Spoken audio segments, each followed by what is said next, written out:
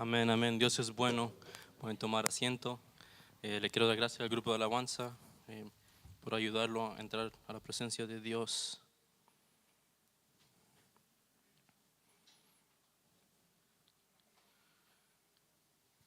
¿Cómo perseverar en tiempos difíciles? Y me gustaría empezar simplemente leyendo Santiago 1, del capítulo 2 al 4. Y dice: Hermanos míos, tened por sumo gozo el que os halláis en diversas pruebas, sabiendo que la prueba de vuestra fe produce paciencia, y que la paciencia tenga su perfecto resultado, para que seáis perfectos y cabales, sin que os falte cosa alguna. Ahora, como va el mundo ahora en este momento, no nos conduce a una fe creciente en Cristo, en Jesús. De hecho, diría que es todo lo contrario. Tiene el potencial de destruir tu fe. Si no tienes cuidado de cómo vives, de cómo vivimos. En la vida a veces se nos presentan cosas que no podemos evitar. Y cuando esas circunstancias se deterioran o se presentan, ¿qué hacemos cuando no hay nada que podemos hacer? Porque hay temporadas difíciles de la vida en las que no puede hacer mucho. Hay temporadas difíciles de la vida. Pero hay una manera. Y Santiago acá lo que nos hace tratar de hacer es empezar pensando en el final. Y es parte de nuestra naturaleza humana evitar las cosas que no nos gustan. Esto comienza de una niñez, de la niñez. Es simplemente la naturaleza de nosotros. Si no nos gusta algo, lo vamos a evitar. Y a veces evitar cosas que no nos gustan no nos hará daño, pero a veces evitar las cosas que no nos gustan puede perjudicarnos. Como el ejercicio o comer saludable. Hay muchas cosas que si no te gustan puedes evitarlas y no te lastimará. No vas al gimnasio hoy, no va a ser mucho problema. No comes saludable hoy, no hay mucho problema, lo puedes hacer mañana. Pero hay algunas cosas que no nos gustan y que tienen el potencial de lastimarnos. Y en la Biblia hay declaraciones que a veces no nos gustan. Hay frases, hay versículos, hay historias que a veces no nos gustan. Y me gustaría hablar sobre uno esta mañana porque responde a una pregunta importante. Es una pregunta que es relevante para todos nosotros, pero a veces el problema es que no nos gusta la respuesta a esa pregunta. Y esta no es mi respuesta, solo estoy repitiendo lo que dice la Biblia. La pregunta que el autor, que Santiago, está respondiendo por nosotros es una pregunta que todos nos hacemos. Y la pregunta es esta: ¿qué hacemos cuando no hay nada que podamos hacer? ¿Qué hacemos cuando no hay nada que podamos hacer? Cuando es lo que es y no nos gusta, pero no podemos hacer nada al respecto. Y ahora lo podemos ver, es evidente ahora con todo lo que está pasando en el mundo. Y yo no conozco tu historia, pero para algunos de ustedes posiblemente perdieron su ingreso, trabajo, a un ser querido, una oportunidad que no se puede recuperar. Y hay mucha inseguridad con lo que está pasando en este momento en el mundo. Y en todo esto acá llega Santiago, el hermano de Jesús, con consejo o una instrucción que honestamente a veces puede parecer insensible. Aquí digo esto porque Santiago no sabe lo que está pasando en tu vida. Santiago no va a dar un consejo sin escuchar nuestra historia, y eso generalmente no termina bien. Es cuando vos vas a explicar una situación que te está pasando a vos y alguien ya te quiere dar, ¿cómo se llama? Advice, consejo, sin conocer tu situación, el contexto de la situación, y eso es lo que está pasando aquí en Santiago.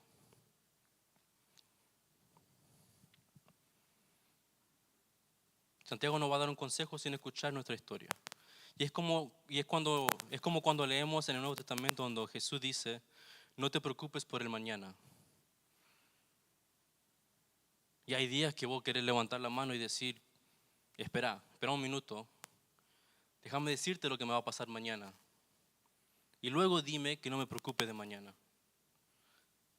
Parece un poquito insensible simplemente dar estas grandes declaraciones que no te preocupes por el mañana. Y lo que Santiago nos dice aquí cae en la misma categoría. Y es posible que no nos guste lo que dice Santiago, pero estaríamos engañados si no tomamos en serio su consejo o su instrucción. Y aquí está el porqué. Este es Santiago, el hermano de Jesús. Y más específicamente, este es Santiago, quien fue el líder de una iglesia de Jerusalén durante el primer siglo. Este es Santiago, quien creía que su hermano Jesús era su Señor, su Salvador. Porque él vio a su hermano crucificado y luego vio a su hermano después de que resucitó entre los muertos. Y este es Santiago, el hermano de Jesús, quien dirigió la iglesia en Jerusalén durante unos 30 años.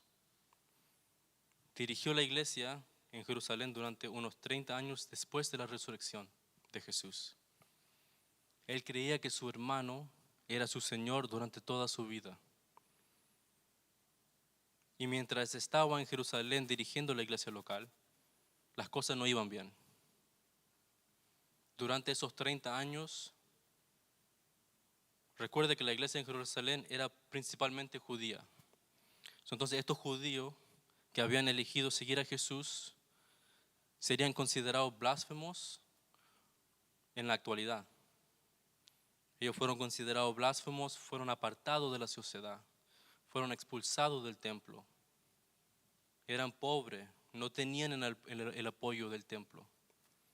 Y las cosas eran muy difíciles para este grupo de personas, para estos judíos. Y este era el grupo de personas que Santiago era responsable de liderar.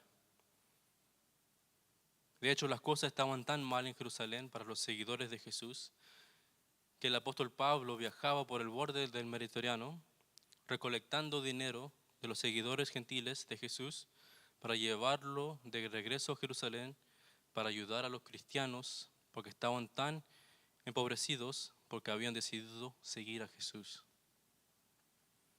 Entonces, durante 30 años Santiago lleva este peso y ve la dificultad y las pruebas que estos seguidores de Jesús enfrentan todos los días.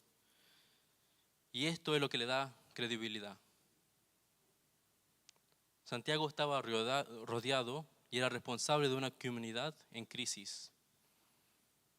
Y con eso sucediendo, esto es lo que Santiago les dijo a sus amigos seguidores de Jesús que hicieran. Y esto es lo que lo dice a nosotros para hacer, y esto es lo que me dice a mí para hacer. Santiago capítulo 1, este es lo que dice. Él dice que siempre que si no puedes orar para eliminarlo, obedecerlo o alejarlo con fe, las pruebas vendrán. No hay nada que uno pueda hacer, simplemente vendrán. Esa es la naturaleza de las cosas, de la vida. Porque cuando el pecado vino al mundo, el pecado sostuvo la puerta para la decepción, la enfermedad, el dolor, la ira, etc. Y entraron por la puerta. Entonces dice, cada vez que te enfrentes a pruebas de muchos tipos, y ahora aquí quiero hacer un énfasis, el griego que se usa para enfrentar es otra palabra para ser sorprendido. En otra forma se puede decir, así que siempre que te sorprendan las pruebas, cada vez que te despiertes y recibas una llamada o obtienes una información, tu hija o hijo te llama o tal vez te llama el médico o te sorprende algo que no es bueno. Aquí es lo que debemos hacer. Considéralo o ajuste, replante tu prueba como pura alegría. Reconsidere su prueba para que pueda verlo como una fuente de alegría.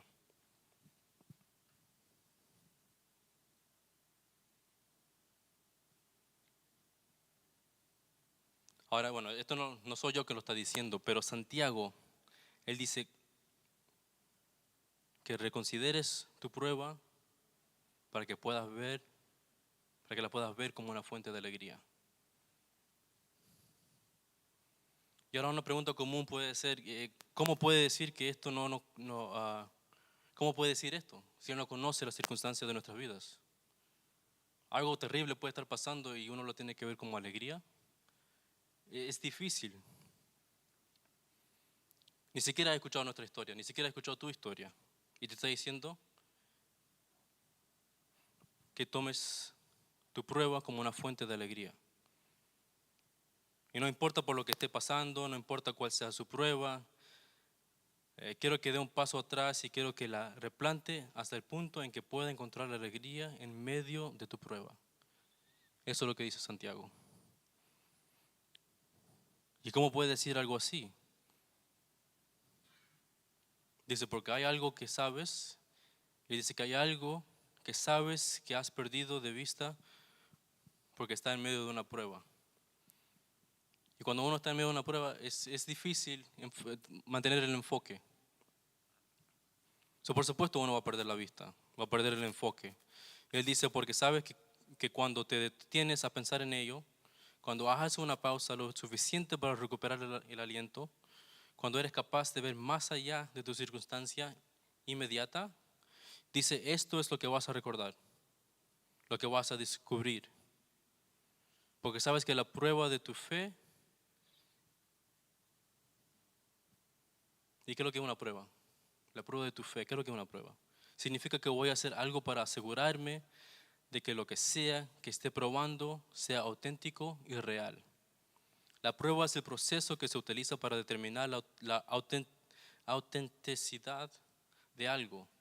Y él dice, esta prueba que estás enfrentando, las pruebas que vamos a enfrentar, estás probando la autenticidad de nuestra fe, de tu fe. Que las pruebas exponen la realidad de nuestra fe. Que el término fe en este contexto particular se refiere a nuestra confianza en Dios. Entonces puede reafirmarse de esta manera. Las pruebas exponen la autenticidad de nuestra confianza en Dios. Esta es una decisión que toma usted, que tomo yo. Y cuando me sorprende una prueba, inmediatamente descubro algo sobre mi fe. Cuando te enfrentas a una prueba de cualquier tipo, usando la terminología de Santiago, descubres algo sobre tu fe. Descubres en ese momento lo que crees, lo que realmente crees, lo que fingías creer y lo que te enseñaron de niño a creer. En ese momento, sin hacer nada, se pone a prueba tu fe, la autenticidad de tu fe. Y cuando las circunstancias se deterioran, la fe artificial, la falsificación y lo que hay para mí se deteriora junto con ello. Y esto de una manera u otra lo hemos visto, maybe en nosotros mismos o en una otra persona. Puede ser que esta sea tu historia. Y Santiago nos está diciendo, nos gusta o no, dice que hay gozo en descubrir cuán real es realmente nuestra fe. Me alegra descubrir que aunque no me apuntaría a lo que está sucediendo en medio de mi prueba, estamos descubriendo algo sobre nosotros mismos que no podríamos descubrir de otra manera. Estás descubriendo algo acerca de puedes ponerle tus hijos, tu esposa, tu esposo, hermano, hermana, padre o amigo, que no habían descubrido de otra manera. En medio de la prueba, nos enfrentamos a la autenticidad o a la falta de autenticidad de nuestra fe. Y Santiago dice que es un placer hacer ese descubrimiento. Y esta perspectiva de fe contrasta con las cosas que a veces se nos enseñan. La fe no es la forma en que conseguimos que Dios haga las cosas que nosotros queremos. La fe no es un superpoder. Es simplemente una confianza en que Dios ya hizo algo, que Dios es quien Dios se revela en el Nuevo Testamento y que hará todo lo que ha prometido. Esa es la fe. La fe es, en última instancia, es una respuesta a Dios. No es una forma de aprovechar a Dios o hacer que Dios haga algo que originalmente no tenía la intención de hacer. Esa no es la fe del Nuevo Testamento. Entonces Santiago dice que esto es lo que sucede. Cuando te enfrentes a una prueba y no puedas evitarla, descubres algo sobre ti, descubres algo sobre tu fe y en última instancia descubres algo sobre Dios. Y Santiago dice que si retrocedes un momento, si recuperas el aliento, si recuperas la perspectiva, hay alegría en ese descubrimiento. La prueba de la fe hace dos cosas. Demuestra algo y produce algo. Demuestra si tu fe es real o no y también produce perseverancia. Es la capacidad de resistir el estrés. Las pruebas fortalecen nuestra fe porque automáticamente ejercitan nuestra fe. Ejercitan nuestro músculo de la fe. Y esto sabe que la única forma de fortalecer un músculo es haciendo el ejercicio. Pero aquí tiene buenas noticias. Este no es el ejercicio que elijas, este es el ejercicio que te elige a ti. Y no lo elige, no lo elijo, no lo eliges. Ninguno, simplemente pasa. Y luego Santiago dice lo más interesante. Dice que permite la perseverancia para terminar su trabajo. Son otras palabras, él dice, no salgas temprano del gimnasio. No te rindas en medio del proceso. En el medio de la dificultad, lo que esté pasando, no te rindas. Mira lo que Dios está haciendo ahora mismo a través de esta prueba. Está en el centro de lo que Dios está haciendo en tu vida. Y no quiera acortar el proceso o se lo perderá. Lo que quiere es que se elimine lo que Dios ha elegido usar. Lo que estamos tratando de eliminar con la oración o orar fuera de nuestra vida, lo cual es completamente comprensible en estas cosas, lo que está es que Dios decida quitarlo, que Dios lo use. Esta prueba, este momento difícil por el que estás pasando, estas cosas desearías poder cambiar. Tiene tu atención y esto es por la cual estás orando. Tal vez no has orado en mucho tiempo y de repente encuentras orando. ¿Por qué? Porque eso es lo que hace las pruebas. Ejercita nuestra fe. Es el epicentro de lo que Dios está haciendo en nuestras vidas. Es por eso que nuestras pruebas informan nuestras oraciones. Y entonces Santiago dice que no abandone el proceso, y no deje de creer porque hay un resultado. Y aquí está el resultado. Deja que la perseverancia termine su trabajo para que puedas ser maduro y completo, que no te falte nada. Entonces deja que la perseverancia, deja que el proceso se desarrolle. Deja que la perseverancia completa tu trabajo para que hayas crecido en la fe. Y seamos realistas, la única manera de tener una fe madura es enfrentar una prueba. Es la única manera. Y experimentar la fidelidad de Dios en la prueba. Esa es la única manera de tener una fe madura. Entonces le tenemos que pedir a Dios que use esto hasta que Dios decida quitarlo. Y ahora Santiago sabe lo desafiante que es esto. Y sabe que para muchos de nosotros y para muchos de aquellos en el primer siglo, tratar de imaginar cómo algo bueno puede sugerir de algo tan malo puede ser imaginable, dependiendo en lo que sea. Y Santiago dice, yo lo entiendo. Así que si no puedo imaginar cómo encontrar alegría en tu prueba, si no puedes ver el valor del hecho de que, oye, realmente creo, he descubierto algo sobre mí y sobre Dios, pero todavía no puedo imaginar que valga la pena por lo que estoy pasando. Y Santiago dice, yo lo entiendo. Entonces esto es lo que quiero que hagas. Si alguna falta de sabiduría, específicamente, si alguno de ustedes falta de la perspectiva, necesita ver esto de la manera en que Dios lo ve. Si alguno de ustedes falta de la perspectiva para ver que Dios está haciendo algo en usted y a través de usted, Él dice, esto es lo que quiero que hagas. Si a alguno de ustedes le falta sabiduría, debe preguntarle a Dios, ¿para qué?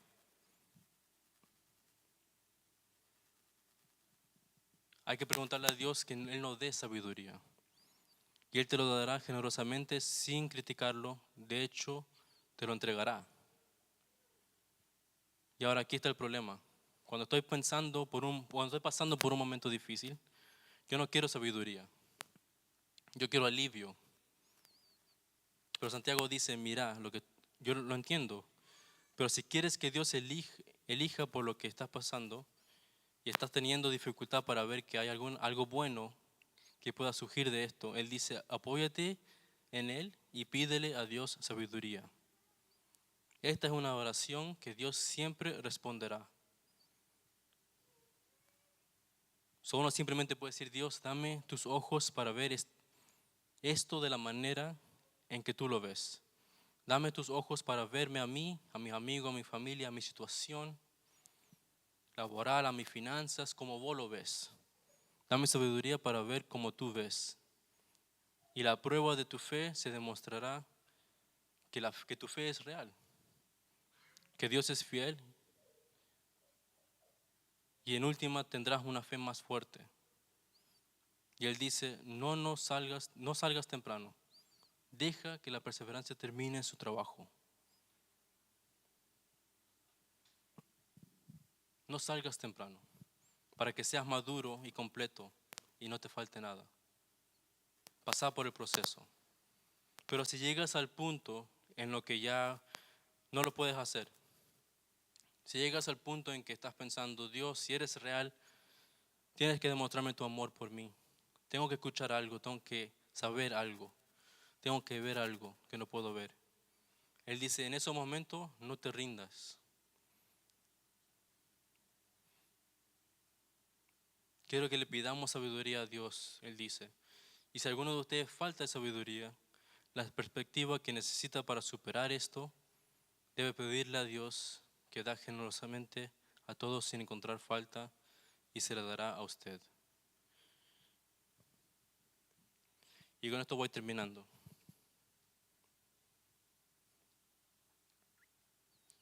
Esto es lo que dijo Santiago. Considéralo puro gozo. Replantélo de tal manera que puedan ver el gozo en él. Mis hermanos y hermanas, cada vez que enfrenten pruebas de mucho tipo. Y esta es la razón por qué sabes una vez que recuperes el aliento. Sabes que es simplemente una prueba de tu fe y una prueba de tu fe produce perseverancia.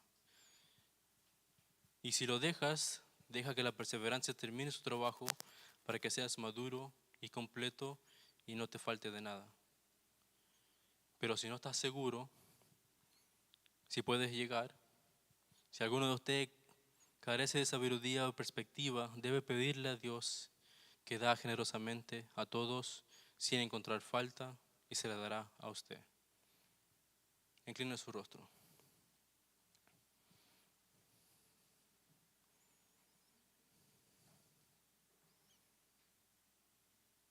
Dios, venimos ante ti posiblemente cansado, agobiado, agotado, sabiendo que prometes descanso. Y te pido que en esta mañana nos concedas ese descanso. Venimos a ti buscando alivio de la incertidumbre, en mi debilidad y en nuestra debilidad. Concédanos alivio al permanecer en tu presencia, que tu gracia me sea suficiente. Dejo el miedo y la ansiedad en mi corazón. Señor, fortaléceme con el valor para seguir adelante, para perseverar en estos días difíciles. Ayúdame a permanecer firme en la prueba, a correr con paciencia la carrera que tengo por delante y regocijarme en la esperanza, a ser paciente en la tribulación y constante en la oración. Señor, como mi refugio y mi fortaleza, me has acompañado en las pruebas grandes y pequeñas. Tú, Señor, mereces toda mi alabanza, porque tú, Señor, nunca cambias. Tu amor inquebrantable perdura para siempre. Y te pedimos, Señor, que en esta tarde bendiga a cada uno que están aquí, a los que están viendo por YouTube, Facebook. Y te pido que nos dé una semana de bendición. Te pedimos todo esto en el nombre de tu Hijo Jesús. Amén y amén.